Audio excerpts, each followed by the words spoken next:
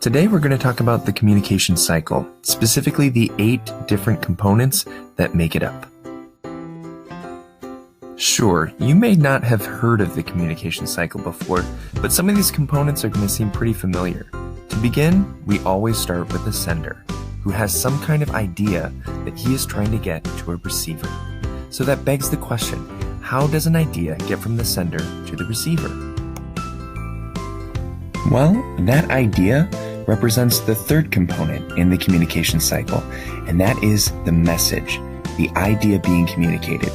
And for our sender here, well, he has a very specific idea in mind. He is in love, and he can't wait to communicate it. So now we arrive at our fourth component, which is the encoding phase. To encode is simply to package the message. And you really only have 3 different options. They are either verbal, nonverbal, or both. Our sender has decided that a love letter would be the best way to encode his message. This brings us to our 5th component, and that is the channel, which is simply defined as how the receiver takes in the message. Human beings have 5 channels. Think, what else do you have 5 of?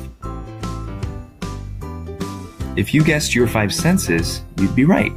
Hearing, seeing, and feeling are the primary ways in which human beings take in information. And in this case, if it's a love letter, she will be using sight. Having taken in this message, she now needs to make sense of it. And another word for that is our next component, and that is to decode it. So if encoding is packaging your message, decoding is making sense of it.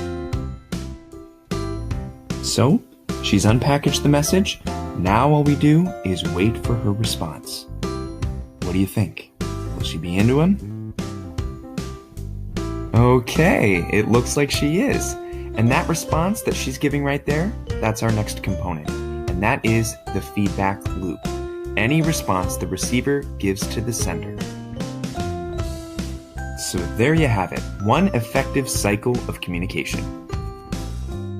But wait, we're forgetting our final element, and that is noise, which is simply defined as anything complicating a message being sent or received.